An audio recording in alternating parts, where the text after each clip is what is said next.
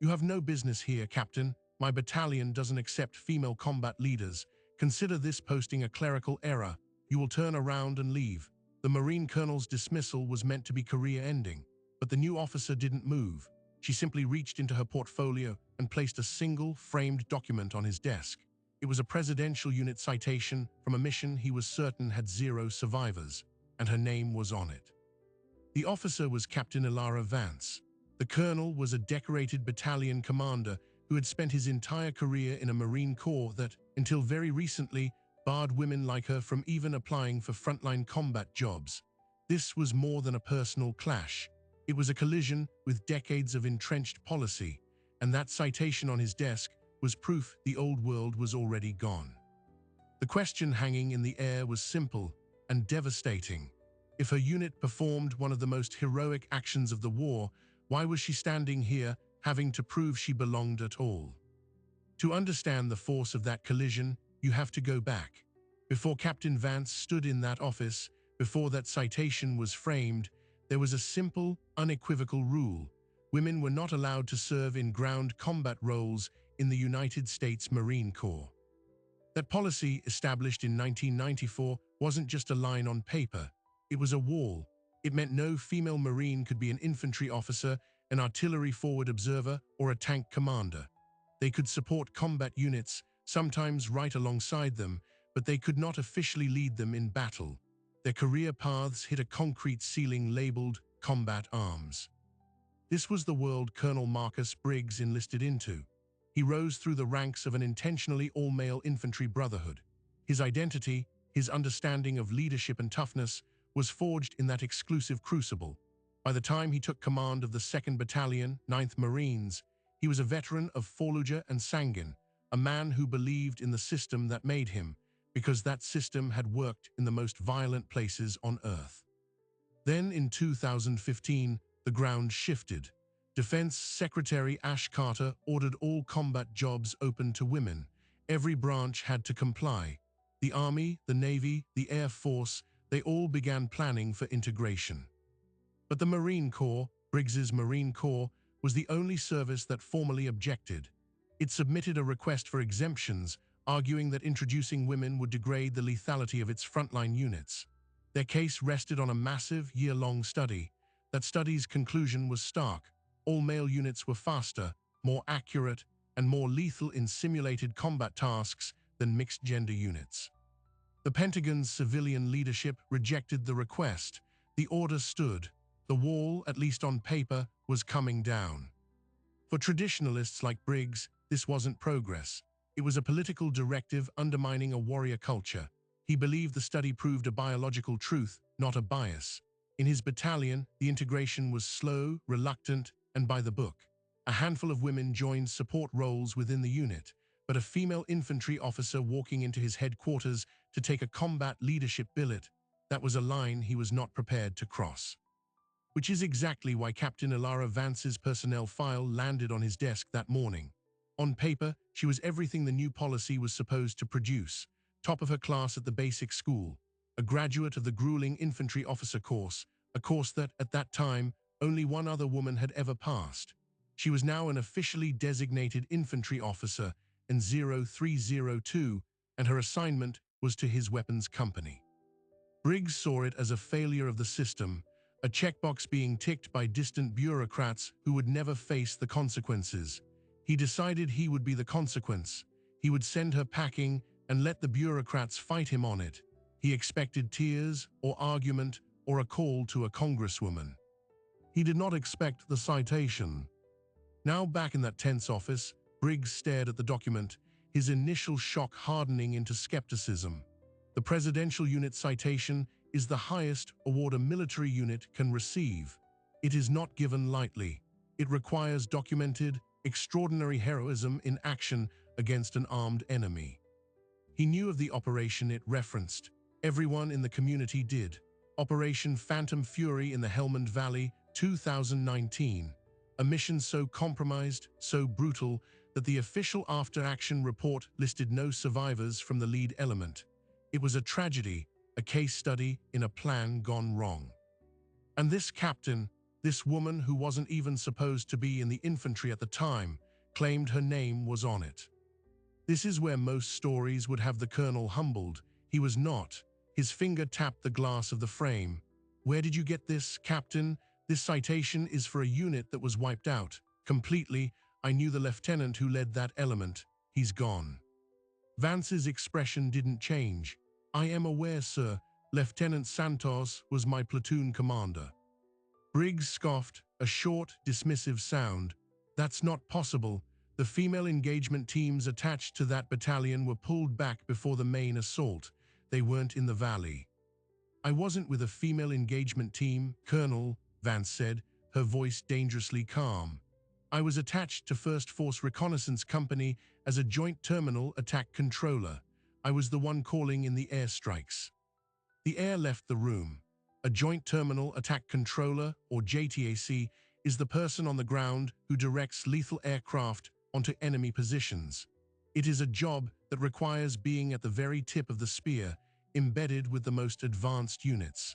And in 2019, it was also a job officially closed to women. Briggs's mind raced. Attached to Force Recon, that was a special operations-capable unit. Their operations were classified. Their personnel roles were opaque. It was exactly the kind of shadowy space where the old rules might have been bent or broken long before the official policy changed. He looked from the citation to her, and for the first time he really looked at her, not as a symbol of a policy he hated, but as a person. The set of her jaw wasn't just defiance. It was the kind of hollowed-out resilience he'd seen in Marines who had come back from very bad places. The ribbons on her dress blues, which he had dismissed as standard issue, now told a different story. Among them was a small blue ribbon with a gold star, a bronze star with Valor device. His eyes snapped back to the citation. His brain, trained for tactical assessment, began connecting dots he had refused to see before. The citation location, the Helmand Valley, the date, early November 2019, the call sign of the decimated element, Viking 07. Had read the fragmented, horrific after-action report. The element was ambushed in a narrow wadi, overwhelming enemy force, communication lost. The assumption, all KIA the saving grace. Before comms died, their JTAC had managed to direct 2 full sorties of attack helicopters onto the enemy positions, blunting the assault and allowing the 2nd platoon to retreat. That JTAC's final transmission was legendary in certain circles. All rounds expended, Godspeed, then static. Briggs felt a cold drip of realization down his spine. The report never named the JTAC. It just said, the attached controller. The controller was assumed to have died with the rest. He looked at Captain Ilara Vance, standing at perfect attention before him. The date on the citation was for the exact day of that ambush. Her name was listed under participating personnel. The mathematics were inescapable and horrifying.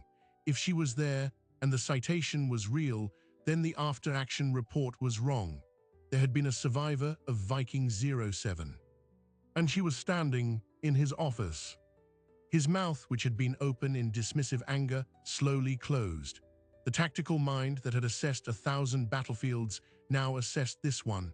The enemy was no longer a captain challenging his authority.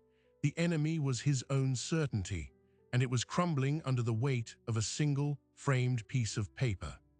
He finally spoke, his voice a dry rasp. "Captain, sit down." It wasn't an offer. It was the stunned order of a commander whose reality has just been upended. He picked up the citation, not as a prop anymore, but as evidence. "Start from the beginning.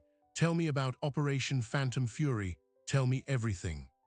But before Vance could speak, the door to the colonel's office burst open. His executive officer, a major, stood pale in the doorway. "Sir, we have a problem. The Inspector General's office is on the line. They've received a formal complaint of gender-based discrimination and unlawful order violation. They're asking for you and Captain Vance, right now." The cliffhanger was no longer about the past. It had just exploded into the present. Colonel Briggs was no longer just confronting a piece of history. He was about to be investigated by it. And the only person who could possibly explain the gap between the official record and the woman in his office was the captain he had just ordered to leave. The investigation was not a future threat. It was a present storm. Within the hour, Colonel Briggs and Captain Vance were seated in separate, sterile conference rooms at regimental headquarters, each with a recorder and a stone-faced investigator from the Inspector General's office. For Briggs, the questioning was blunt. Did you, on this date, tell Captain Vance that your battalion does not accept female combat leaders and order her to leave? The colonel, a man who commanded over 1,000 Marines, found himself reduced to a single, damning yes. His justification, tradition, unit cohesion, the Marine Corps study, sounded hollow in the antiseptic light of a legal proceeding. He was now the subject of a formal inquiry, his command and 30-year career hanging in the balance.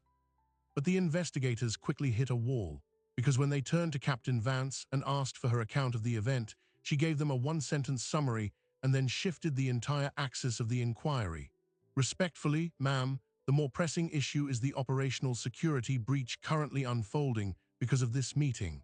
Colonel Briggs now possesses classified information regarding a special operations mission. I need to speak with him immediately. The investigator, a civilian lawyer, was confused, but the military legal advisor in the room went pale. He understood.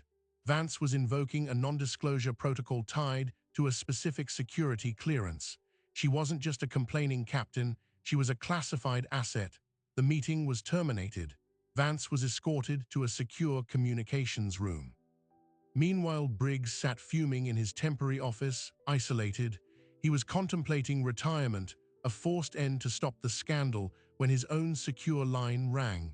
It was a number he didn't recognize, with a restricted prefix. He answered.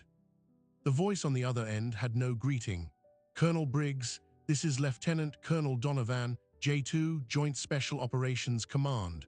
You are in receipt of a Presidential Unit citation for Operation Phantom Fury, dated November 7, 2019. Is that correct? Briggs, stunned, managed a yes, sir. Describe the document, specifically the authentication seal in the lower left corner. Briggs, his heart hammering, picked up the citation from his desk.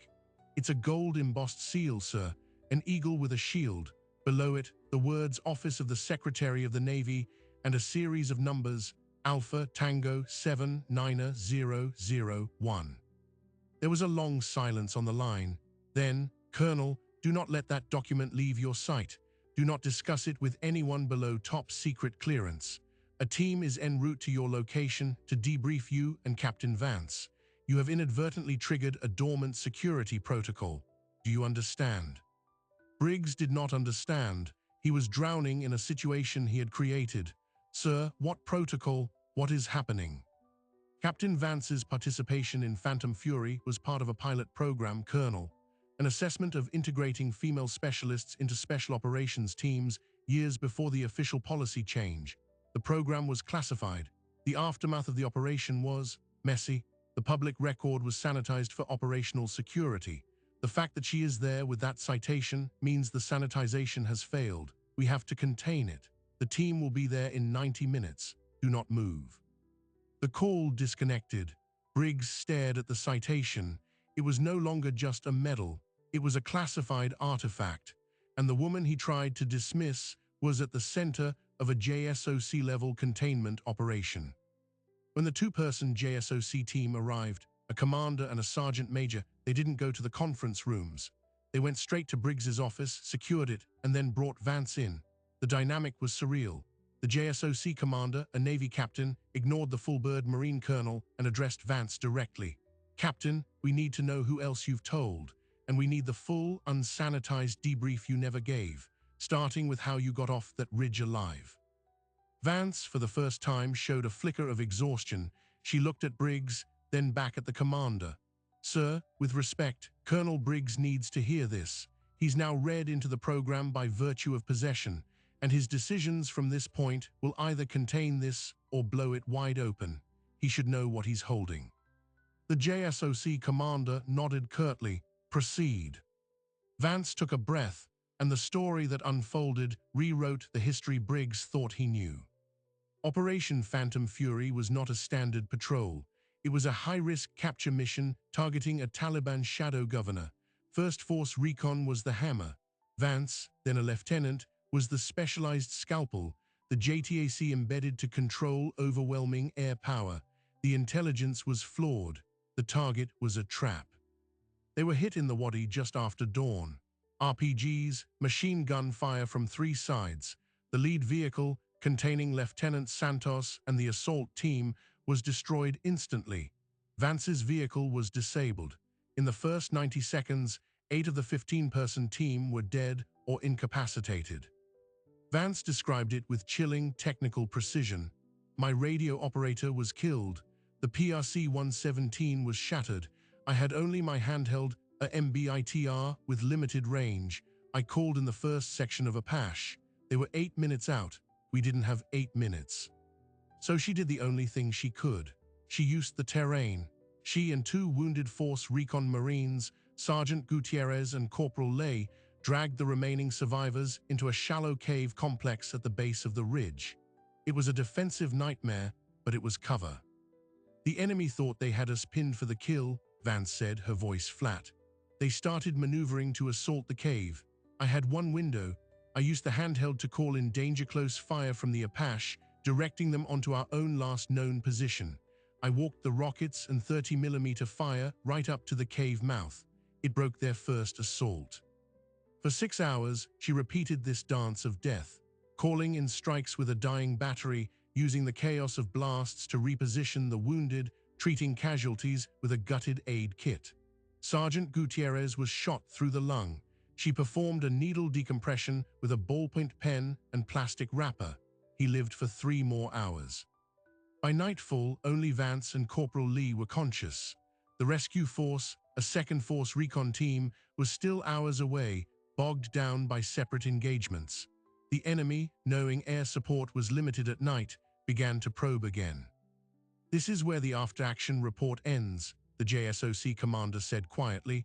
"Last transmission, all rounds expended, Godspeed." Then nothing. The rescue team found the site at 0400, 14 bodies, no survivors. You and Corporal Lee were listed as missing, presumed dead. What happened in those missing hours? Vance's gaze was 1,000 miles away. Corporal Lee took a fragment to the neck during the last probe. He bled out in 90 seconds. I was alone. The handheld was dead. I had an M4 with 12 rounds and a 9mm with 1 in the chamber. I could hear them searching the rocks. She made a decision, a desperate, calculated gamble. She stripped her uniform of all identifiers, smeared herself with dirt and blood, and using the darkness and her small stature, she infiltrated the enemy search line.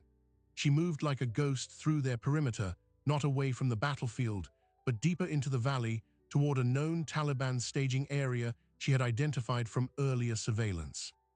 I found a motorcycle, a piece of junk. I hotwired it, and I drove in the dark with no lights through 12 miles of hostile valley back to the forward operating base. She said it as if describing a routine training exercise. I walked through the gate at 0530. The guard thought I was a local. I had to convince him I was a US Marine. Briggs was speechless. The sheer, insane audacity of it, the tactical brilliance wrapped in utter desperation. She hadn't just survived. She had escaped by attacking the enemy's assumption that she would flee toward friendly lines. She went the other way. The JSOC commander nodded, as if confirming a long-held suspicion. The rescue team found 14 bodies. You were the 15th. Your escape was so improbable, and the source of your intelligence on the staging area so sensitive, that the decision was made to let the missing, presumed dead, stand. It protected the methods of the pilot program. It protected you. You were quietly brought home, given the choice to separate with full honors or continue in a covert capacity. You chose to continue. You went to the infantry officer course. You became the proof of concept. Vance looked at Briggs. The citation was processed through the classified channel. My name was on it, but my existence as a survivor was compartmentalized. Until today, when you forced me to produce it as proof I belonged in your battalion, you pulled a thread on a tapestry the government had spent years weaving shut. The room was silent. The institutional betrayal Briggs felt was now mirrored by a deeper, more profound deception. The Marine Corps had left one of its own on the books, as dead, to protect a program. and he had nearly thrown the living proof of that sacrifice out of his office. The JSOC Sergeant Major finally spoke, his voice gravel. "Colonel, here's your new reality. Captain Vance's identity as a survivor of Phantom Fury is now known to us, and potentially to whoever she may have told before coming here. That is a critical security breach. The Taliban and their affiliates have long memories. They would pay a fortune for the name and face of the JTAC who called in those airstrikes and then vanished." Briggs understood. He had not just discriminated against a subordinate, he had potentially painted a target on a war hero's back. His voice was a whisper. "What do you need from me?" The JSOC commander laid out the plan. The IG complaint would be resolved at the highest level. Vance would be assigned to Briggs's battalion, not as a punishment, but as the safest place to control the narrative. She would be his problem and his responsibility. Her security would become his mission. Her success would become his only path to redemption. But as they finalized the details, the Sergeant Major's phone buzzed. He read the message, and his face tightened. He showed it to the commander. The commander looked at Vance, then at Briggs, a new layer of severity in his eyes. "We have a problem, a digital footprint. Captain Vance, when you were initially processed into the battalion this morning, your service record photo was uploaded to the unit's internal personnel portal. Standard procedure." Briggs nodded, not seeing the issue. The Sergeant Major finished the thought. "That portal has a known, unresolved vulnerability. It was briefly accessed 45 minutes ago by an IP address traced to a non-secure network in Mazar-i-Sharif, Afghanistan. Someone just pulled Captain Vance's picture and her new unit assignment. The assumption that her identity was safe is no longer valid. The containment has failed." The target was not just painted, it was lit up. And in that moment, Colonel Briggs's world fractured completely. The personal scandal, the institutional clash, it all evaporated. It was no longer about women in combat. It was about a Marine in his charge. A Marine whose survival he had just learned was a miracle, and whose safety was now his direct, urgent, and possibly failing duty. He looked at Captain Alara Vance, the officer he had tried to erase. Her expression was not fear, it was resignation and a cold, familiar focus. She had been here before, in the crosshairs. Briggs made the only decision left to him. He stood up. "Sergeant Major, lock this building down. No one in or out. Commander, I need a secure line to the National Security Agency right now. Captain Vance, you are with me. Your first duty in this battalion is to stay alive. Everything else comes second." But as they moved to the door, Vance stopped. She looked at the Presidential Unit citation, still on Briggs's desk. "Sir, one more thing, the citation. There's a reason I brought it. It wasn't just for proof." She pointed to the list of names. "Look at the 7th name on the roster of participating personnel." Briggs looked. The name was SGT Maj R. Gutierrez. Vance's voice was steady, but her eyes glistened. "Sergeant Major Raul Gutierrez, the Marine with the punctured lung, the one who held the cave mouth for 3 hours after I treated him. He was listed as killed in action, but he wasn't. He was captured. He spent 3 years in a Taliban prison before a special forces team pulled him out in a night raid in 2022. He's alive. He's retired. And he's the only other person who can verify every detail of what happened on that ridge. If my word isn't enough for the world, or for this investigation, his will be." She had not just brought a citation, she had brought a witness. And with that revelation, the legal, personal, and tactical strands of the crisis wove together into a single, inescapable knot. The past was not just alive, it was waiting to testify. The revelation of a living witness changed everything. It wasn't just Vance's story anymore. It was a corroborated historical record, and in the digital age, a record that could shatter the official narrative. The JSOC team's containment plan instantly shifted from managing a leak to preventing a detonation. The Sergeant Major made a call. Within 20 minutes, a secure video link was established. On the screen appeared Sergeant Major Raul Gutierrez, U.S. Marine Corps, retired. He was in his late 40s, with a weathered face and eyes that held the same distant focus as Vance's. He was sitting in his living room in San Antonio, a rack of medals visible on the wall behind him. Captain, Gutierrez said, his voice rough. Been a while. Too long, Sergeant Major, Vance replied, a trace of emotion finally breaking through. Gutierrez looked at the JSOC commander and Colonel Briggs. I got the alert from the security monitoring service. They said Ilara's cover was blown. I assume you're the reason why, Colonel. There was no accusation in his tone, just a weary statement of fact. Briggs had no defense. I am. Gutierrez nodded slowly. Then listen carefully. What happened on that ridge wasn't just a bad mission. It was a systemic failure. Bad intel, rushed planning, political pressure to launch. The after-action report that declared us all dead wasn't just wrong. It was a lie to cover that failure. Ilara wasn't just left for dead. She was erased.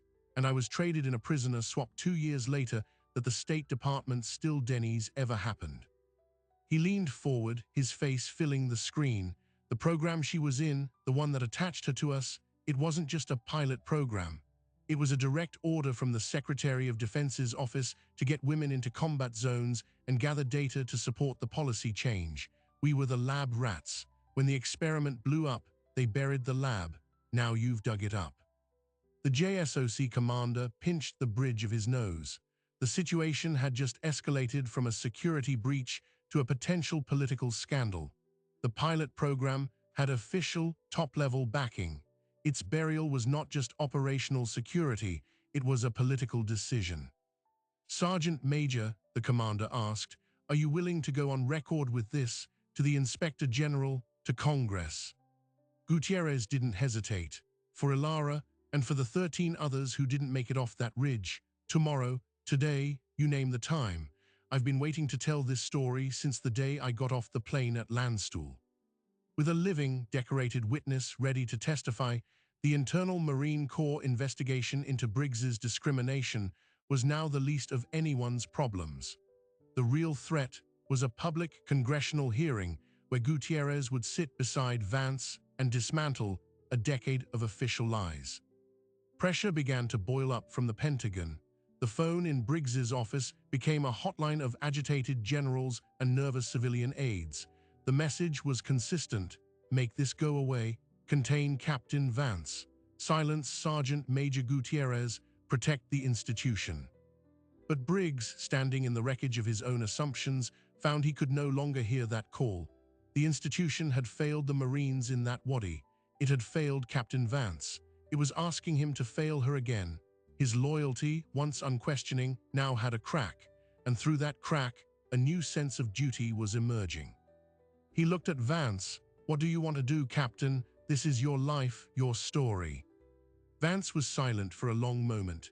I didn't come here to start a war with the Marine Corps, sir. I came here to lead Marines.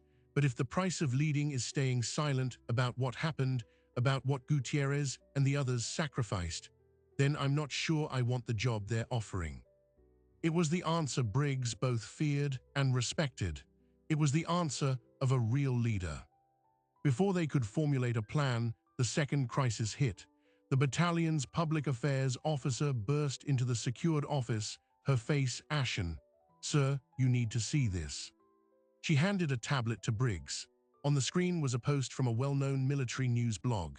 The headline screamed, Heroine or Ghost, female Marine captain, listed as KIA in classified op, appears alive at Camp Lejeune. Below the headline was Captain Vance's official service photo, the one leaked from the portal, and a grainy, decades-old photo of Sergeant Major Gutierrez in uniform. The blog post was a masterpiece of dangerous inference. It connected the leaked personnel photo to the long-rumored Phantom Fury cover-up, cited anonymous sources close to the investigation into Colonel Briggs, and ended with a bombshell question. How many other heroic deaths are actually living heroes the Corps has left behind? The genie was not just out of the bottle, it was giving interviews. The JSOC commander slammed his hand on the desk. That's it. The operational security threat is now active. We have to move her, now. But Vance shook her head. Running again? That's what they've always wanted, to make me disappear. If I run now, Gutierrez's testimony looks like a conspiracy. The blog looks like truth. I have to stand up. In uniform, in public. It was the bravest and most dangerous possible choice. Briggs made a decision. He turned to the JSOC commander. "You're right. The threat is active, so we treat it like a threat. We don't retreat, we fortify. Captain Vance remains in my battalion, but she doesn't hide. We control the narrative by telling the truth first." He outlined a plan so audacious it left the special operators momentarily speechless. They would not wait for the IG report. They would not hide from the press. They would call a press conference at Camp Lejeune. Colonel Briggs would publicly apologize for his discrimination, and then he would introduce Captain Alara Vance, explain her unique background in broad, declassified strokes, and announce her assumption of duty as the new commander of the battalion's combined anti-armor team. It was a breathtaking gambit. It would expose the Marine Corps to scrutiny, yes, but it would also seize the initiative, frame Vance as a hero wrongly challenged, and force the institution to either back her up or publicly betray its own values. The JSOC commander stared at him. "You understand this will end your career, Colonel.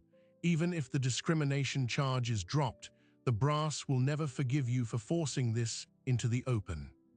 Briggs nodded. He did understand, but the man who cared about his career had died an hour ago when he learned the true cost of the institution's silence. "My career ended the moment I told her to leave. At least this way, it ends for the right reason." The call was made up the chain. Predictably, it was Dennead.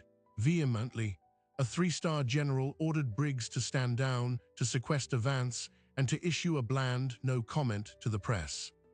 Briggs listened to the order. Then he said the words he had never thought he would utter.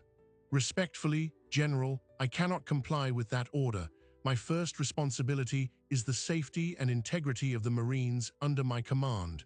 Complying would violate both. I intend to proceed." There was a stunned silence on the line, then the dial tone. He had been hung up on. He was now in open insubordination. The clock was ticking. The blog post was going viral. News vans were gathering at the base's main gate. Inside the battalion, the rumor mill was a wildfire. Marines were confused, angry, or fiercely proud, dividing along lines that had nothing to do with gender and everything to do with loyalty and truth. Vance spent the final hour before the planned press conference not in preparation, but on a private video call with Sergeant Major Gutierrez. They spoke quietly, revisiting old griefs, solidifying their stories. As the call ended, Gutierrez said, "Give 'em hell, Captain, for all of us." At 1300 hours, Colonel Marcus Briggs walked out onto the steps of the battalion headquarters. A bank of microphones awaited him. Dozens of cameras flashed. His senior staff stood behind him, their faces rigid. The air crackled with anticipation. He approached the podium, his notes in hand. He looked out at the crowd, at the Marines gathered at the edges, at the rolling news cameras. This was the point of no return. He cleared his throat and began to speak. "Good afternoon. I am Colonel Marcus Briggs, commanding officer of the 2nd Battalion, 9th Marines. I am here today to correct a wrong and to introduce you to a Marine whose story has been defined by silence."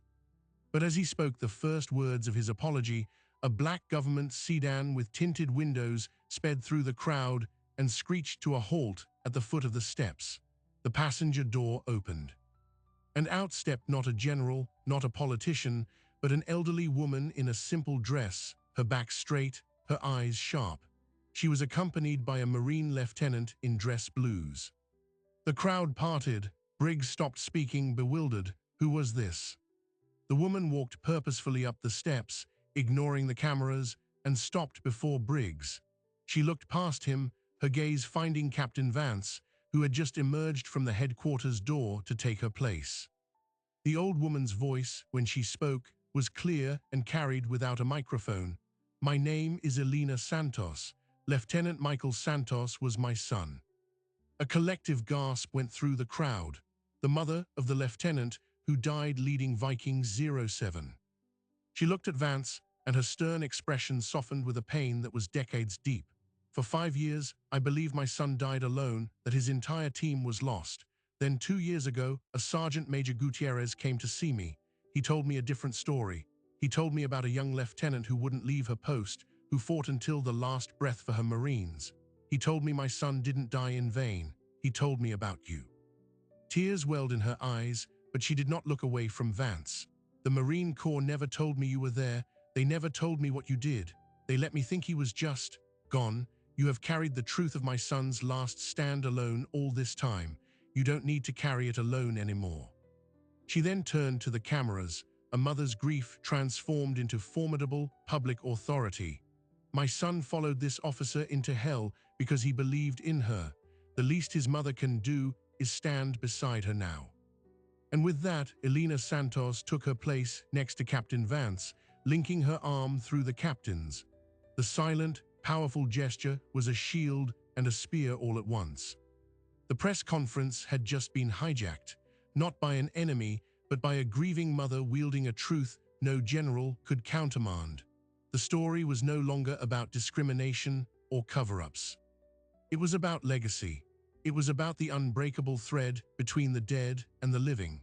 And as the cameras captured that impossible image, the old mother and the warrior daughter she never knew she had, Colonel Briggs knew the final battle for the truth was not his to fight anymore. It was theirs, and it was already won.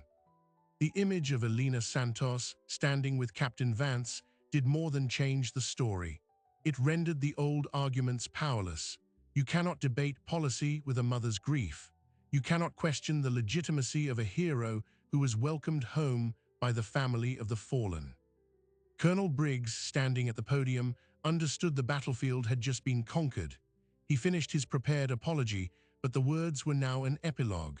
The cameras, the reporters, the gathered Marines, all attention was fixed on the silent, powerful alliance between the two women. The press conference ended not with shouted questions, but with a respectful, almost reverent silence. The story filed by every news outlet that day carried the same headline: "Mother of Fallen Marine Embraces Female Captain Erased from History." The institutional machinery, which had been geared to suppress, now had to pivot to embrace. The denial from the three-star general never came. Instead, by that evening, a statement was issued from the office of the Commandant of the Marine Corps. It was brief, masterful, and acknowledged just enough to sound gracious. It praised Captain Vance's documented heroism and perseverance, welcomed Sergeant Major Gutierrez's continued service to truth, and expressed the Corps' steadfast support for all Marines who meet the standards, regardless of gender. It made no mention of the buried program, the false report, or Colonel Briggs's discrimination. The past was quietly glossed over in favor of controlling the present narrative. For Briggs, the consequences were swift and definitive. The Inspector General's investigation concluded that while his initial remarks were inconsistent with current policy and damaging to unit cohesion, his subsequent actions to protect Captain Vance and facilitate the truth demonstrated redeeming leadership. It was a bizarre, split verdict. He was formally reprimanded, but not relieved. Instead, he was offered a choice: retire immediately with full benefits or accept a lateral transfer to a staff job at the Pentagon, far from troop command. He chose the Pentagon, not for the career path, but for the vantage point. "If I'm part of the problem," he told a confidant, "then I need to be inside the machine to help fix it." Captain Alara Vance assumed command of the combined anti-armor team. Her first formation with her new Marines was telling. She didn't give a rousing speech. She simply read the names of the 14 service members killed on Operation Phantom Fury, followed by the name of Sergeant Major Raul Gutierrez. Then she said, "The job is simple. Be good enough that the person next to you never has to do what we did." Dismissed. It was the only introduction she needed. The security threat from the leaked photo was monitored, but never materialized into a direct attack. The NSA traced the Mazar-i-Sharif access point to a freelance journalist aggregating information for a story, not a Taliban intelligence cell. The immediate danger subsided, but Vance's life would now forever include a baseline of vigilance. Sergeant Major Gutierrez submitted a sworn affidavit to the Senate Armed Services Committee. His testimony, detailed and devastating, was classified secret and buried in a closed-door session, but its mere existence acted as a restraining order on the Marine Corps bureaucracy. The threat of it becoming public kept the institution honest. For a month, the battalion operated in a strange, new normal. Vance proved to be a stern, fair, and exceptionally competent commander. Her Marines, initially wary of the spotlight, came to respect her for the same reason Briggs eventually did. She knew more about war than anyone in the room, and she focused that knowledge on making them better. The final, surprising twist came during a routine command inspection. A team from Headquarters Marine Corps was reviewing the battalion's administrative procedures. In the personnel office, a major reviewing award nominations stopped at one particular request. It was a recommendation for the Navy and Marine Corps Commendation Medal for Captain Vance, submitted by Colonel Briggs for her professionalism and resilience in resolving a complex command climate issue. The Major frowned. It was a decent award, but it felt small, inadequate given what he now knew. He dug deeper, pulling the electronic record of Vance's personnel file. He scanned the digital copies of her previous awards. The Bronze Star with Valor was there, the Purple Heart, and then he saw it. Attached as a supporting document to her officer qualification record was a scanned PDF. It was the Presidential Unit Citation, but in the digital file, visible only in the metadata log, was a tracking number and a verification stamp from the Awards and Special Projects branch at the Pentagon. It was dated 2 weeks after the press conference. The Major called the branch. After being transferred twice, he spoke to a civil service clerk. "I'm verifying citation authentication number Alpha Tango 79001 for Captain Ilara Vance." The clerk typed. There was a long pause. "Sir, that citation is verified, but the authentication log shows an update. Can you hold?" A minute later, a different voice came on the line, an older man. "Major, this is Mr. Evans, branch head. That citation was re-authenticated and upgraded. The hard copy update is en route to Captain Vance's command via secured courier. You should receive it today." The Major was confused. "Upgraded? It's a presidential unit citation. It doesn't get upgraded." "Normally, no," Evans said. "But in cases of administrative error or subsequent review of valor, the citation itself can be amended. The narrative can be expanded." The courier packet arrived at battalion headquarters that afternoon. It was addressed to Colonel Briggs. Inside was a new, officially sealed presidential unit citation. The unit, date, and location were the same. The list of participating personnel was the same. But the narrative paragraph, the block of text describing the heroic action, was different. It was longer, more detailed, and in the third sentence a new line had been added. It read, "The unit's courage was exemplified by the actions of the Joint Terminal Attack Controller, who, after ensuring the survival of the element through expert direction of close air support, successfully evaded capture and returned to friendly forces, enabling subsequent recovery operations." It was a single line, a bureaucratic whisper, but it was everything. It was the Marine Corps, in its slow, institutional way, bending its own official history to include the truth. It was the citation finally catching up to the captain. Briggs called Vance into his office. He slid the new citation across his desk to her. She read it, her eyes lingering on the new line. She showed no emotion, but her hands trembled slightly. "They fixed it," she said quietly. "Not fast enough," Briggs replied, "but they fixed it." That was the closure. Not a parade, not a public ceremony, but a line of text in a document few would ever read. For Vance, it was the only medal that mattered. It meant her Marines, her team, were no longer a historical error. They were properly recorded. 6 months later, Colonel Briggs sat in a cubicle at the Pentagon, working on personnel integration policy. Captain Vance led her anti-armor team through a live-fire exercise at 29 Palms, earning the highest evaluation in the regiment. Sergeant Major Gutierrez spoke at a Veterans Day event in San Antonio. Elena Santos visited her son's grave at Arlington, now with a new understanding of his last moments. The system hadn't been overthrown, it had been pressured, cracked, and slightly reformed.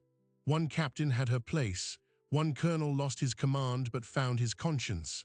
The wall hadn't been demolished, but a permanent, guarded gate had been installed in it. The story that began with a refusal ended with a quiet correction.